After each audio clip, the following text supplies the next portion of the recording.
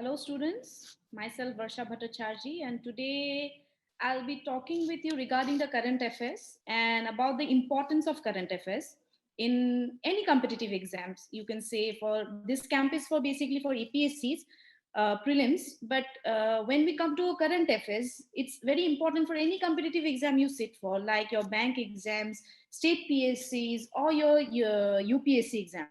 So today, this particular hour, we will discuss what is the weightage of current affairs in these competitive exams. How what are the weightage of the exams in where weightage of the current affairs in our UPSC, APSC, or any competitive exams you can say. But when we analysis all the examinations, we see that the importance of current affairs, the weightage of current affairs is more in your Union Public Service Commission exams, that is UPSC, and our state PSC exams. You will get like suppose I'll tell you about a geography questions. Whatever questions you go through, geography is whatever the question is about geography, but it will be linked with the current affairs question. Okay, if you have went through any previous question paper of APSC or UPSC, you'll just see that any question related to any subject like your history, art and culture, your economy, they are somewhere or the other, they are linked with the current affairs, like they are linked with the topics which are currently in news or something. So first of all, I would like to tell you about how to prepare current affairs. Many of our students I have seen, they get confused how to read a newspaper, how to collect the information from the newspaper. Do they need to make notes on current affairs? How they'll make the notes on current affairs? What kind of magazine they need to read for current affairs? And most of the time, what happened? The students first in the first phase, they collect the news very nicely, but later on they get mixed up all the like your newspapers and magazines, and they piles up all the things, and they give up with the current affair things. Okay, so the easiest way to go for current affairs is just pick up one or two newspapers which you can read on daily basis. Suppose if you go for a national news or international relations, you can go for the Hindu paper. I would personally suggest the Hindu paper, because you will get the news on very you can say there is no partial views on the newspaper. You will get a very concise news, and you can read the views of different people in the article portion of the newspaper. You can get the views of different writers there. You can go through the things in a very concise way, and it becomes very easier for you to make notes in a short, like you can say, you not in a note form, but in a points form. You can make the this your notes in a very easy way. Secondly, if I tell you about the Assam basis or the state PSCs of Assam, you can go for Assam Tribune. So first of all, just keep in mind reading a newspaper in a daily basis. Suppose if you go for a newspaper, Assam Tribune and The Hindu, make it a habit of reading these two newspaper every day. And at the end of reading the newspaper, just jot down the points which you find that these are the current affairs things. It might be in the exams or something like that. Just jot down the points and keep it with your in your notebook. Secondly, if you go for any magazine, like what magazine you should go for current affairs, I would suggest you to go for Yojana. It's one of the best magazine for current affairs. Monthly, if you want to go through the monthly current affairs, because sometimes you might miss going through a newspaper. So if you miss 1 or 2 days of newspaper reading, you can go for the Yojana, where you will get a concise monthly current affairs, from where you can just pick up whatever you have missed from reading from a daily newspaper. But I would suggest not to miss newspaper reading. Basically, especially for prelims part, I would ask I would recommend you to go for the newspaper reading first, jotting down points in a very short way in your own words, not like whatever is written in the paper you will write according to that in your copy. Just put it on your own words, so that whenever you open the copy for your revision after 2-3 months, then you can remember, say, yes, I have read this news on this paper and this is about this, and you can just remind everything very easily. So these two things are very important from my point of view, and I would recommend you to just make a habit. If you are not used to reading a newspaper, just make it a habit from tomorrow, or if you can from today. Assam Tribune for your APSC exams, and if you go for a national news and international news, go for Hindu. There's another option that is Indian Express, but I would not properly say that go for an Indian Express paper, because if you are not very comfortable with some difficult words of English, I would suggest to go for Hindu, because Hindu has a very simple language and you can understand it very properly. Indian Express has some a very high quality words. Sometimes it becomes difficult even for us to understand the words, and we have to go for a dictionary and look for those words. So if you can, go for Hindu and Assam Tribune, and secondly, the monthly magazine of Yojana. Okay. Thirdly, I would recommend you all to go for the question papers of your state PSC exams for last 5 years question papers. If when you look into the question papers very carefully, you can see the importance and the weightage of current affairs in these competitive exams.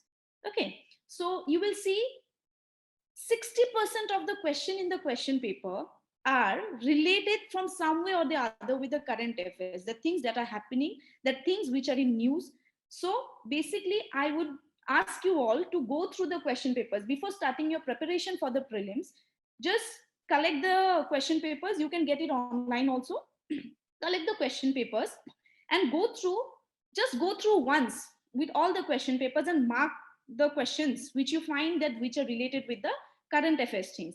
Then you can understand the importance of current affairs and the weightage of current affairs in this competitive exams. Okay, you will mostly will find in last 5 years question paper that 60% of the question holds the current affair linkage with their questions with any subject. You can say polity or your geography or history, art and culture, anything you see. If there are 5 questions from a particular subject, you will find that 3 questions has a connection with the current affairs or the recent news, and 2 questions will be from the basic things. So this is about the importance. And there are also many things which you can make a strategy for reading the current affairs. Like every day you do the current affairs things, like suppose every day you are doing newspaper reading, every day you are jotting down points. At the end of a week, like on a Sunday, just go through all the current affairs, do a revision. Then next week again you do the same thing, do a revision. And at the end of that particular month, do the revision of all the 4 weeks current affairs together, because it's not very easy to remember the current affairs things. Okay, so you all have to be very particular about your current affairs things, because these exams are particularly in now, as the patterns are changing, and APSC has also added this CSET paper, and they are also taking the pattern of UPSC exams now. So you should be very, very careful, very, you will have to give most of your concentration on looking into the current affairs matters, how they are related with the subjects, and how the subject questions are asked connecting with the current affairs. So you'll have to look into this. Now, today I'll discuss some, not in a broad, the detailed way, but in a very short and concise way, just to give you an idea of the current affairs. Some topics. So I'll discuss with you all these topics. I'll just put a slide now.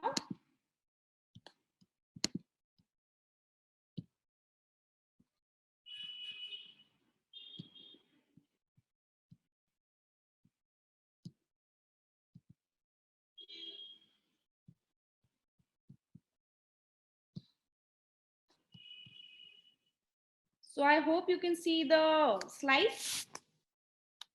Yes. So here we will discuss about some of the very recent topics. You can say recent or 2-3 months topics. I have mixed up all the things, and I'll just discuss some in a very short way, not in a detailed way, but just to give you an idea about the current affairs things, what kind of current affairs you should go through. Or it's not that each and everything which you get in our newspaper is very important for you as a current affairs thing. There are particular things you will have to look into, you will have to understand the importance of the questions. So that's why I have asked you to go through last 5 years or 4 years question paper of state PSCs or UPSC exams, so that you can get an idea, you can get the idea of the weightage and the importance of the current affairs in the exam. So here is the first topic I'll show you. This is about the BrahMos supersonic cruise missile. Okay, so basically here this question is from our science and technology. One more thing I want to tell you, when you talk about current affairs, you'll have to divide the current affairs according to the things. Suppose this is a topic about cruise missile. Basically, we everyone know that when we talk about cruise missiles or your space things or anything, this is basically into the recent developments in science and technology. And nowadays, in the question papers of APSCs and UPSCs, science and technology is playing a very major role. This time also UPSC has given compared to last year's, and they last 2 3 years, this time they have given more questions on science and technologies and even in environment. So now you have to keep in mind this kind of small things, that science and technology questions have been asked more, environmental questions have been asked, than your in that kind you'll have to remember, and you'll have to divide your current affairs. Like you'll have to give a heading like this is for science and technology, your this science and technology current affairs. Then you just jot down the points. Whenever you read a newspaper, you just make your points, you just make a note like science and technology heading, put the current affairs according to this, then economy heading, then economic current affairs, just put like that. Okay, so first topic I am taking here is, it's a very short topic, and it's just an informative topic I'm taking. Here is nothing to explain you a lot about the cruise missiles and all, just an information, but it carries an importance in the exam because it's about the BrahMos supersonic cruise missile. So here what we have got, that India successfully test fired the land attack version of BrahMos supersonic in Andaman and Nicobar. Now here we got the thing that it has been tested in Andaman and Nicobar, and it is a land attack version of BrahMos supersonic. So you'll have to remember this kind of small things, so that, and you'll have to keep an underline, or just to remember yourself, just underline it, or the way you can remember. It's up to you how you remember the things. Now the range of the new land attack version has been extended from 400 kilometers from 290 kilometers. Now this is the thing, it was 290 kilometers, now it has been extended to 400 kilometers, and speed has been maintained to 2.8.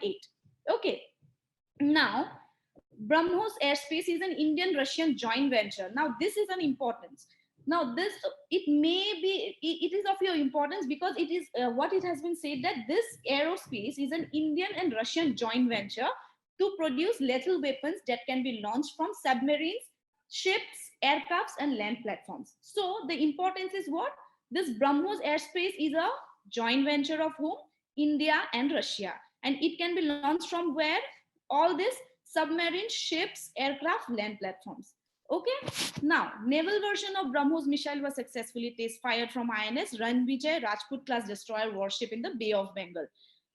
I have just see one thing. I have put only 5 points of this BrahMos supersonic cruise missiles, because this 5 points is of importance of this about this current affairs of BrahMos. Okay. So the importance what we have seen, it has been successfully test fired land attack version of BrahMos. From where? It has been from Andaman and Nicobar. Okay, so its speed land attack version has been extended from 290 to how much? 400 kilometers. Then it is a venture of India and India and Russia. It's a joint venture, and it can be launched from submarines, ship, aircraft, land platforms. Okay, and its naval version has been successfully test fired from where? It's from INS Ranvijay, a Rajput class destroyer warship in the Bay of Bengal. Now here INS Ranvijay is also of importance, because why? Because see, UPSC or APSC does not ask you a very straightforward question. They will twist and turn the question. So whatever important names or whatever important digits or whatever important things you see in a particular current affairs topic, just underline it and try to remember. Here INS Ranvijay is important because it's the naval version of BrahMos has been tested from INS Ranvijay. Secondly, it is a Rajput class destroyer warship of in the Bay of Bengal, right? Okay. So, as well as the air-launched version of BrahMos has been successfully tested from Sukhoi jet in the Bay of Bengal. Now, naval version has been tested from where? INS Ranvijay. And the air version has been tested, air-launched version has been tested from where? Sukhoi jet in Bay of Bengal. So, I hope you are clear. You are a little bit of, you have got the overview of this BrahMos supersonic air missile. Somewhere or the other, supersonic cruise missile, right? Somewhere or the other, you'll have to remember these small things. Like it's a version has been test fired in like successfully in Andaman Nicobar.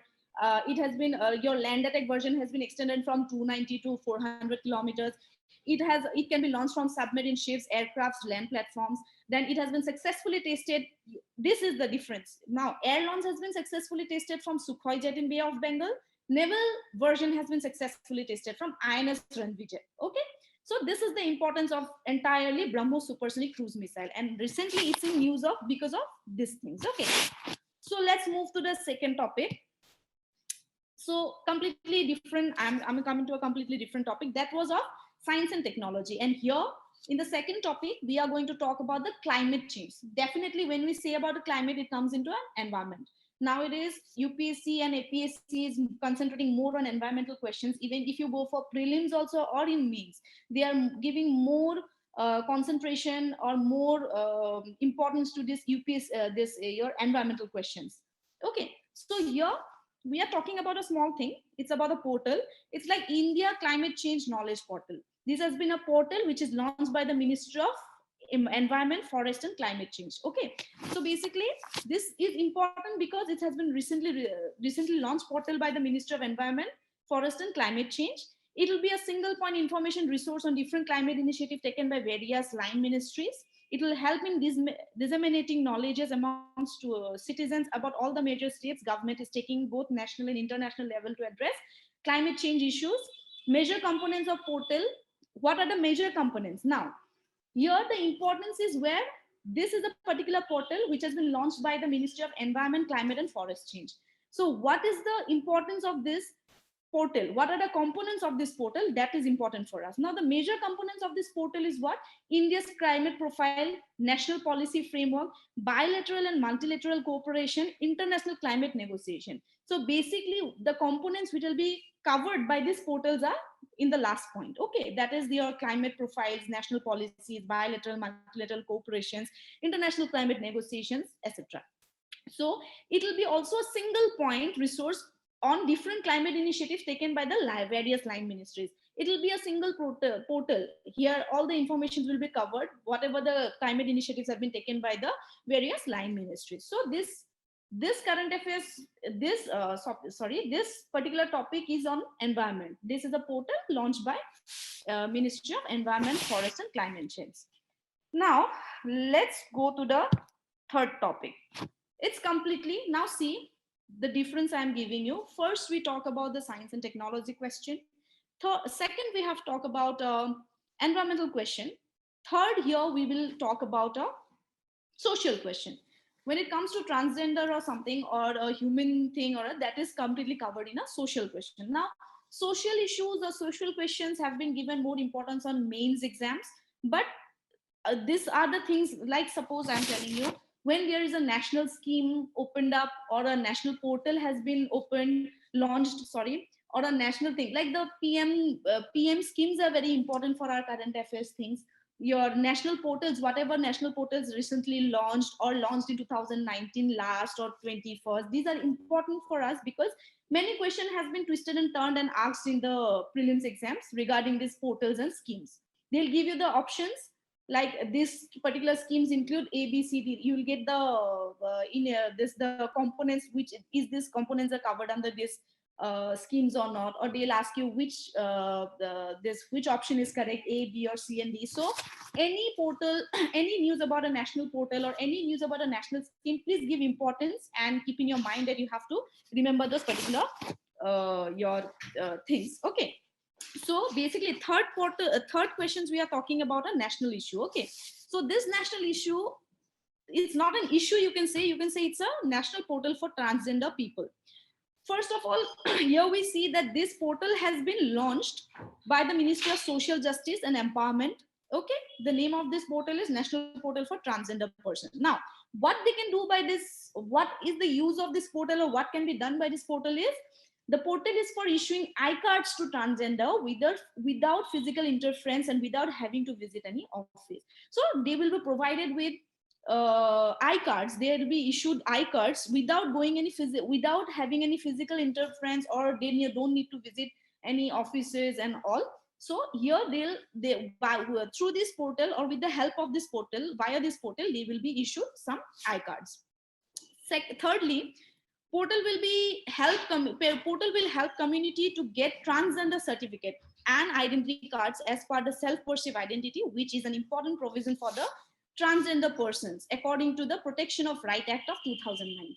Okay, so this particular portal will help this community to get their certificates, their I-cards as per their self-perceived identity. Because we have seen in the society that this transgender person has to suffer a lot. They face many social issues and all. So keeping in mind the problems faced by the transgender people, keeping in mind the issues that has been growing regarding the transgender people, this particular portal has been launched by the Minister of Social Justice and Empowerment. Ministry of Social Justice and Empowerment. Okay, so this particular portal has been the provisions which have been put under this particular portal for the transgender people is under the Protection of Right Act of 2019. Now here the national importance portal is very important for you, but with that the Protection of Right Act of 2019 is also important for you. Just you'll have to keep an eye on it. Okay, next you see the Ministry of Social Justice and Empowerment also inaugurated Garima Grah, which is a shelter house to provide shelter to transgender people with basic amenities like shelter, food, medical conditions, and supports capacity buildings. Now, under this portal, what happened? Your this ministry have also inaugurated Garima Grah. Garima Grah is something your shelter home for these transgender peoples. Okay, so basically what we learned from this particular current affairs topic is that a national portal has been launched for them, and it has been launched by the Ministry of Social Justice and Empowerment. Next, portal for issuing I-cards. This portal is basically for providing them I-cards and transgender certificates so that they don't face the issues they are currently facing, and it has been the provisions has been provided under the Protection of Right Act of 2019. You'll have to also look into the Protection of Right Acts. What are the provisions included in this Protection of Right Act also? Now, and again, what I have done under this portal or under this Minister of Social Justice and your Empowerment has also inaugurated a Garima Grah. It's a shelter home for the transgender peoples. Okay, so basically this is the thing. Next, your topic I want to go is your national education policy. It's a very important topic, I would say. I know you people are aware about this topic. It's in news from many days, and we have went through the provisions and all. And so I would like to discuss about this topic a bit in detail. So first of all, we need to know one thing, that why this particular policy is in news. The National Education Policy for 2020 is in news for many days. Now, why is it in news? Now, see, the Union Cabinet has approved the new education policy, that is in 2020, with an aim to introduce several changes in the Indian education system from school to college level. So it's very important because we have seen that our education system has remained unchanged after 1986. So this is the third time it has two earlier education policies were in 1968 and 1986. Then this is the third time this new policy has came, that is the National Education Policy 2020, and lots of reforms have been given in this policy. Now, this we see that NEP 2020 aims at making India a global knowledge superpower. The cabinet has also approved renaming of the Ministry of Human Resource Development to the Ministry of Education. As we all know, it has been done. That's Ministry of whatever was this Human Resource Development, it has been transformed. It has been renamed as the Ministry of Education. The NEP cleared by the cabinet is only the third major revamp of the framework of education in India since independence. The earlier two was in 1968 and 86. So this was after 86. You just see, after a long period of time, since like 86, this was the third change, major changes have been brought in our national education policies. Okay, so here education policy is important, but with that we have to know some other things about the education also. When we talk about the education policies, there are also constitutional provision of education in India. Okay, so you see, Part 4 of Indian Education, Article 45 and 39F of Directive Principles of State Policy, has a provision for state-funded as well as equitable and accessible education. This is like when we read about a topic in a broader way, like your national education policy, we are reading for our current affairs also, as well as for the mains part also, you can say. And also to you can say to develop our knowledge. So whenever you go for a particular topic, you should just for a minute, you should just brush up its background also, so that you can know when you talk about a particular topic, when you discuss about a particular topic with someone, you can give a overview of the topic with the background. Okay, so before reading about the education policy, we should know that what are the provisions for education has been given in our constitution. Okay, so here we have seen Article 45, 39F, that DPSP. You have seen that there is a provision for state funded as well as equitable and accessible education. Next, the 42nd amendment of the constitution in 1976 moved education from state to the concurrent list. This is of an importance because why? You may get a question, you may get a twisted question, that on which I'm just giving an example in a very easy way. You will not get such easy question in an easy form, but I'm just saying in an easy way for you. In which amendment of the constitution the education has been moved from state to the concurrent list? So you may get a question like that. So the answer, or you have to know, you have to keep in mind that the 42nd amendment of the constitution in 1976 moved education from state to the concurrent list. This particular line is of importance for you. Okay, the education policy by the central government provides a broad direction and state government are expected to follow it. But it is mandatory, for instance, like Tamil Nadu does not follow the 3-language formula prescribed by the first education policy in 1968. The 86th Amendment in 2002 made education an enforceable right under Article 21A. These articles, the amendments, are of very much importance. It carries a very very much importance in your prelims of both your UPSC or APSC, you say anything, or in your mains exams also. If you are very clear with your articles and your amendments, you will be more confident about writing an answer or solving your prelims questions. Okay, so basically what is said here is the 42nd amendment of the constitution in 1976, what it did, moved the education from the state to the concurrent list. Now education has become a subject of concurrent list. Now the education policies by the central government provided what? A broad direction, and state governments are expected to follow. It moved to concurrent list. So what happens when a particular subject is in a concurrent list, both the center and state can do the changes in it. Okay, so obviously, so what happened? When it moves to the concurrent list, the central government has provided broad direction, and the state government are expected to follow it. But it was what? It was not mandatory. For instance, but Tamil Nadu did not follow the 3-language formula by the first education policy of 1968. Then in 86th Amendment in 2002 made education an enforceable right under Article 21A.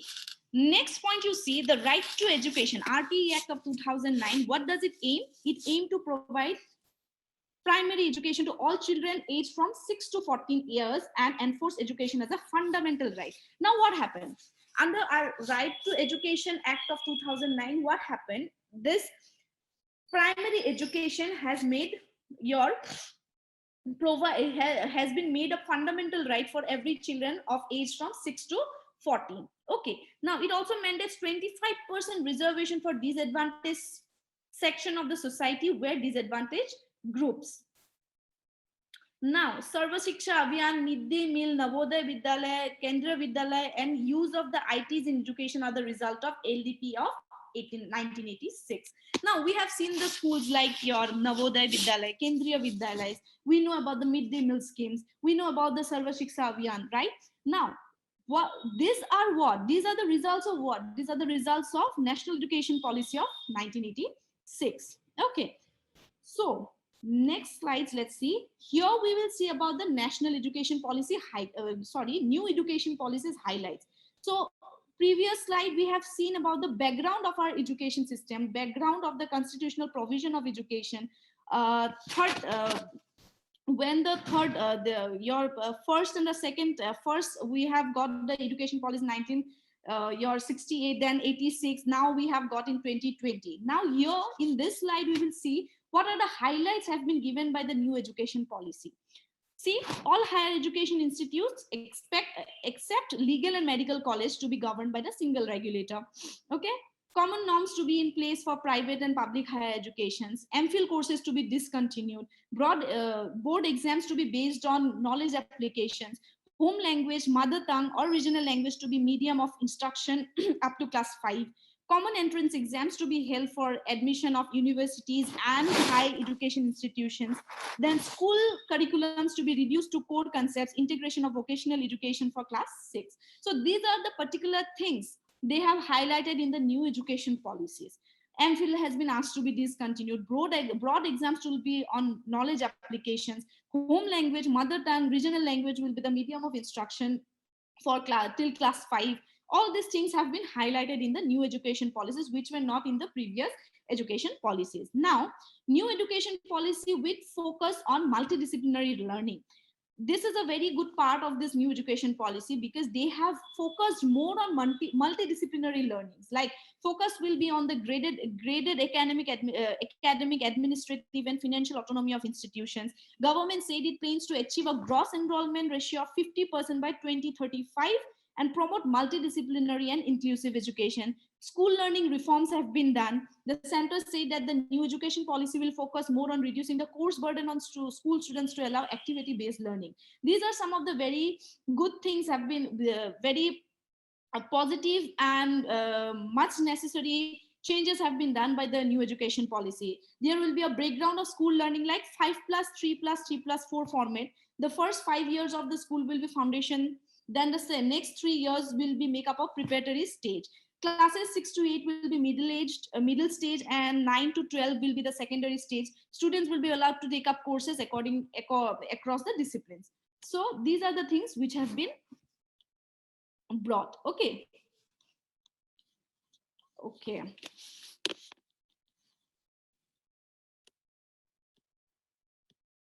Now, however, what are the concerns that need to be addressed? Okay, so basically these are the things which they have highlighted and they have put more focus on. Here we will talk about what are the concerns about these education policies or the entire education system of India which needs to be addressed. Talking about the spend of the government in education sector, this is very important. The goal of 50% gross enrollment ratio in higher education and 100% in secondary education are laudable. When you realize it's currently 25.8% in higher education, 68% in 9, you wonder if such a target are any more realistic than the government's solar energy commitments at Paris. Okay, so this is something I have written. Now see, the national education policies should have offered more tangible and reliable targets for research. Total investments on research and innovation in India declined from 0.84% of GDP in 2008 to 0.6 in 2018. So this should have this should be increased. See, now here you can see the investment on research and innovation in India has declined from 0.84 in GDP in 2008 to 0.6% in 2018. There are currently only 15 researchers in India per lakh of population compared to 111 in China. So there is a much more need in investment in research and innovations in India. There is a need of increase in the gross enrollment in education. There is a need of you can say the entirely the education system, the investments or everything in education system. These are the particular points you can say has to be focused more or addressed more. Okay, so this is what we talked about the national education policy. So next topic I would like to discuss with you all is of a social importance only, that is the malnutrition in India. So malnutrition is a very big social issue in India, and currently it's in news because of the Niti Aayog has released the third progress report. They releases a report. Niti Aayog released a report of third progress report on Poshan Abhiyan. Now, when we say Poshan Abhiyan, we have to know this. What is this Poshan Abhiyan, right? So here, see the Poshan, that is the Prime Minister's overarching scheme for holistic nutrition, Abhiyan or National Nutrition Strategy. You can say any Poshan or National Nutrition Strategy. It has been launched in 2018. It's a multi-minister convergence mission with the vision to ensure attainment of malnutrition-free India by 2022. So this particular Abhiyan was started with an aim to decrease the your, you can say, to ensure the attainment of malnutrition free India, or decrease the number of student number of children who is getting malnourished in India, or you can say completely free malnourished children in India by 2022, though through a life cycle approach by adopting a synergized and result oriented approach. 50% of the cost is being borne by the whatever the about this Poshan Abhiyan. Here the 50% of the cost is being borne by the World Bank or the other multilateral development, and remaining 50% is divided between the center and the state. So here, important thing about knowing about the Poshan Abhiyan is that 50% of the your cost is being borne by World Bank, and the 50% is divided between the center and the state. Okay, it has been launched in 2018, and it aims at malnutrition free India by 2022. Ministry of Women and Child Development is implementing it by anchoring it with an integrated child development service. It has been implemented by Ministry of Women and Child Development. Okay. Then this is ICDS, that is your integrated child development service, was launched in 1975 for providing for supplementaries. Okay, supplementary nutrition, immunization, and preschool education for the children. It is seen as one of the world's largest community-based program for early childhood developments. Okay, so basically malnutrition in India is in news because Niti Aayog has released its third progress report on Poshan Abhiyan. Then when we talk about Poshan Abhiyan, we have to know what is this Poshan Abhiyan. We have come to know about the launch in 2018, aimed at malnutrition free India by 2022. 50% of its cost is borne by World Bank, and the 50% rest 50% by the center and the state. Then it has been implemented by the Ministry of Women and Child Development and ICDS scheme by joining it, you can say, or anchoring it with the ICDS scheme, which has been launched in 1975 for providing what? Supplementary nutrition, immunization, and preschool education to the students. Okay, sorry, for the children's. Now, let's go to the part of the report which has been released by Niti Aayog. What are the key findings of this report now? Report takes stock of the rollout status on the ground and implementation challenges encountered at various levels in Poshan Abhiyan. Niti Aayog warns that Poshan Abhiyan must be stopped by in under to meet the target set by the center to reduce stunting, wasting, and anemia by 2022. These are the two particular points which has been the key finding of this report. So here, most importantly, under this news, what is important for us is Poshan Abhiyan, ICDS scheme, and the core pillars of Poshan Abhiyan. What are the core pillars here is ICDS, common application software is a core pillar, behavioral change, training and capacity building, innovation, incentives, and grievance redressals. Okay, so now after findings, the key findings we have seen about of the report, this report by the Niti Aayog. After seeing the report, after getting the findings and all, what the report suggested is critical importance on improving complementary feeding to tackle the stunting, quality and reach to integrated child development schemes, food and improvement in the screening and referrals are imperative to tackle wasting. Multi-pronged approach is needed to tackle micronutrient deficiencies. Campaigns such as Anemia Mukt Bharat are bringing visualities to issue within the health sector. Urban food systems and urban health service delivery poses a new challenge. So these are the particular things they have suggested. The report, after the findings, the report has suggested that they have to look into this particular points. Now, when we are talking about the malnutrition in India, basically these questions are asked in when they'll ask on social issues in mains or mains exam. But when we talk about the malnutrition in India, I hope you have kept in mind, or I hope you have given the importance to particular point, that is your Poshan Abhiyan and ICDS scheme. These two particular thing is more important in this topic. So this is the topic about the malnutrition in India. Next, let's talk about the Tharo tribals of Uttar Pradesh. Okay, so basically I took topics from science and technology, topic from social issues, and then this is of, you can say, your culture topic. This is a culture topic. Then I have taken a topic for your polity, that polity, you can say, that is the NEP thing, the National Education Policy 2020. So you can understand the difference of topics which I have selected for you for this 1 hour discussion about the current affairs and its importance. So when you study or when you start preparing for a prelims exam, just keep in mind that which of the particular questions or which of what kind of topic is important when you read a newspaper. It's not that a particular, suppose a news have came with a heading of different thing, you don't need to run about the detailed thing whatever has written in the topic or something like that, but there are particular things you have to keep in your mind. Suppose I have talked about the malnutrition in India. The Niti Aayog has released the third report. That is important, but most important in that part is what? In that news is what? About the Poshan Abhiyan, about the ICDS scheme. This two particular topic is more important in that news. So you'll have to learn to see the importance of the news and importance of particular topics in the news. Okay, so here we are talking about a tribe, that is the Tharo tribe of Uttar Pradesh. So what is the issue, why it's in news?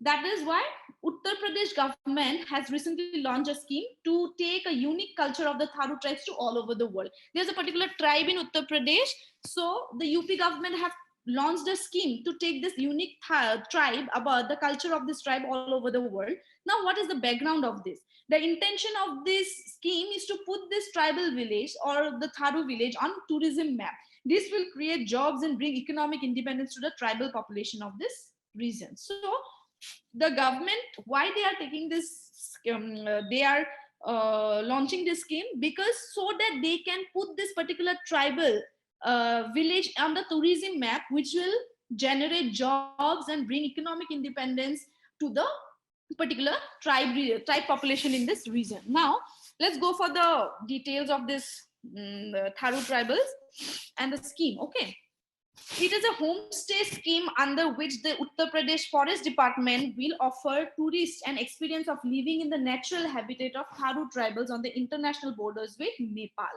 Okay, these huts are made up of grass collected from the forest. UP Forest Department will be training the tribals to communicate with the tourists. They will also encourage the tribals to acquaint with aspects of cleanliness and safety. The Tharo tribals shall also charge the tourists for their home cooked meals and accommodation. The participation of both the domestic and international tourists are expected under the scheme. Several tourists are interested to obtain the taste of tribal cultures by staying with them, observing their food habits, lifestyles, and attire. So basically, the scheme has been launched by, why it has been launched by the UP government, so that they can put the particular tribal village under the tourism map and provide some or generate some in the economic independence among the people of this particular tribe. What is the scheme? It's a homestay scheme. It's a very you can say it's a very you can say it's a scheme which can give them which can provide them job, which can give them economic independence and all. It is a homestay scheme under the UP Forest Department. And what will happen with this particular scheme? The tourists, whoever comes and want to experience living in the natural habitat of this tribal, can live there under the internet with these Tharo tribals on the international border with Nepal. Okay, so this house will be made up of grass collected from the forest, and these tribals will be trained by the UP Forest Department to communicate with the tourists. They can even charge for the food and the accommodation they will provide to the tourists. So basically, the UP government has tried to launch this scheme and provide some economic independence to this particular tribe. Now, when we are talking about a tribe, it's very important to know the background of this tribe. Okay, so here in this particular slide, I have just given a small description about this tribe. So, what is the description? The Tharo tribe belong to the lowland located in the Shivalik or the lower Himalayas. Most of these people are forest dwellers practicing agriculture. So, basically, when you will read about geography, when you will go through the geography maps and all, you can locate it easily, the Shivalik or the lower Himalaya ranges and all. So basically this tribe belongs from this Shivalik range, okay, or the lower Himalaya range, okay. So the word Tharu means followers of Theravada Buddhism. There are different parts of Buddhism. When you will go through the history portions, when you will read about the histories, when you will read about Jainism, Buddhism, your all this particular religion, about these religions in your history portions, you will know there are different parts of Buddhism. So this is also one of the part of Buddhism, that is the Theravada Buddhism, okay. They are distributed both in Nepal and India. That's why they are in the border of Nepal, okay. They are staying in this portion. This particular the tribe has been divided between Nepal and your India. In India, they are mostly distributed in Bihar, Uttarakhand and UP. The origin of the Tharu people is not clear, but surrounded by myths and oral tradition.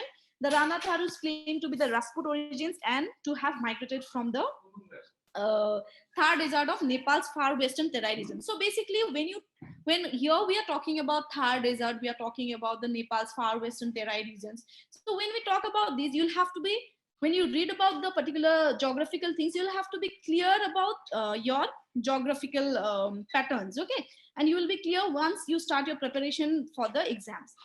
So uh, look at the last line. The last line I have written what? The Tharo people father is claims to be the descendants of the Kya and Kolia peoples living in Kapilabastu. This is basically here in this slide. I have told you about the background of the Tharu peoples. Okay, so this particular topic is important for you for art and culture part. I have not given you the detailed thing, just an overview of this particular topic. It's in currently in news because of the scheme launched by the UP government.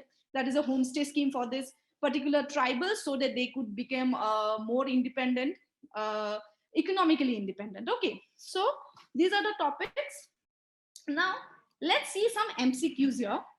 Okay, just a structure of the MCQs, what kind of MCQs you can get. Okay, here are some of the MCQs I have put for you all. Just have a look in this MCQs. Basically, when a question is asked on your prelims for your APSC, question patterns, the way the questions are asked are in this pattern. Okay, so just see the first question. Which of the following statement are correct in context of the Ayushman Bharat? So to solve this question, you'll have to be very, very clear with Ayushman Bharat's your statements. Okay. So you will have to be very clear with your statements. So here you see Ayushman Bharat is a flagship health insurance schemes of the central government to achieve your universal health coverage. The Ministry of Health and Family Welfare is the apex body responsible for the implementation of the Ayushman Bharat scheme. The scheme comprises of two components, that is the health and wellness centers and Pradhan Mantri Jan Arogya Yojana. So here they have given you the three options. You'll have to choose the exact options which statements are correct. So the answer I have given here is C, that is 1 and 3. Both 1 and 3 is correct. So to solve this kind of question, you will have to be very much clear with the schemes of the government schemes. So you just keep in mind about the government schemes. Okay, so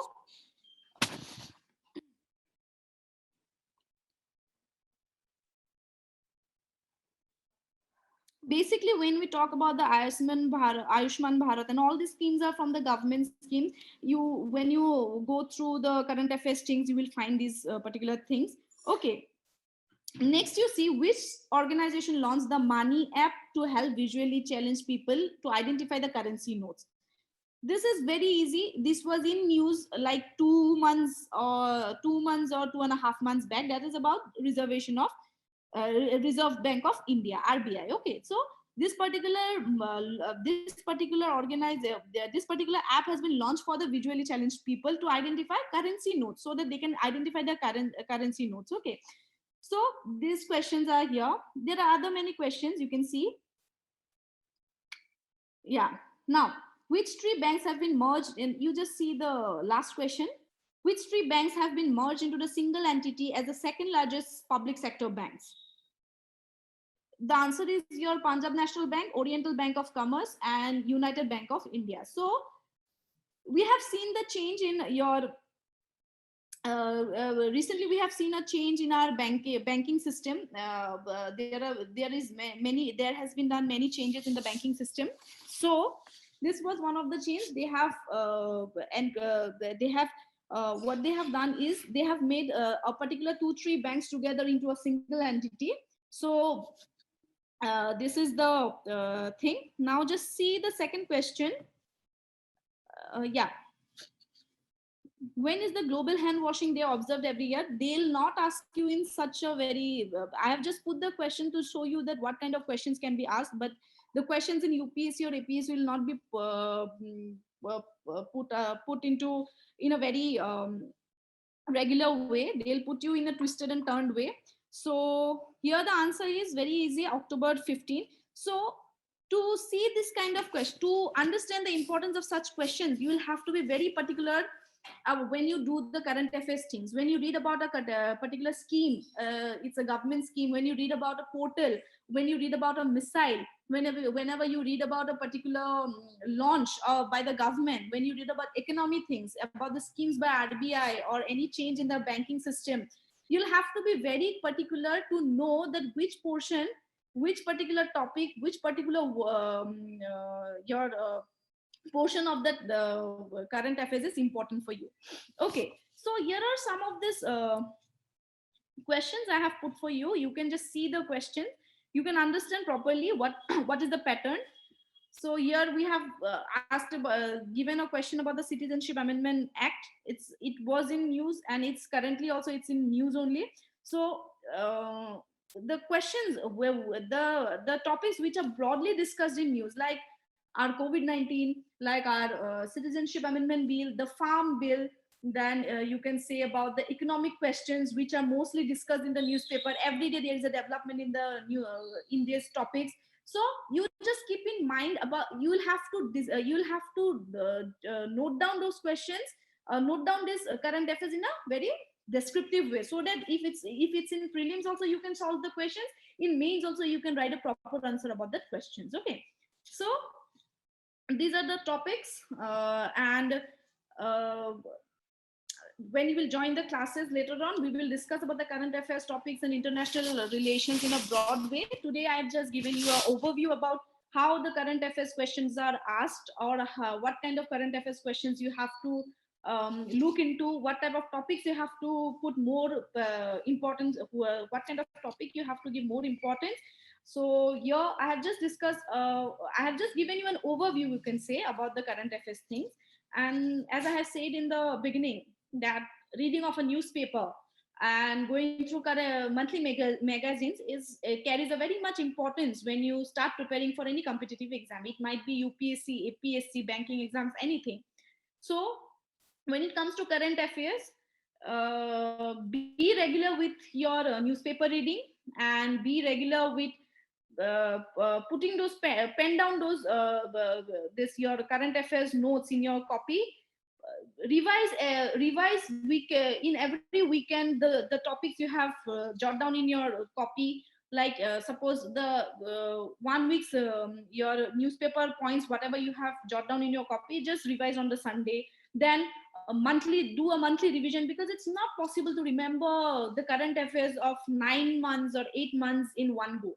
So you will have to keep on revising it, and just revise it in a new ways, or keep on discussing with your friends, or you just discuss with your family members or anyone when you want to know about, when you want to remember the things in a broader way. Okay,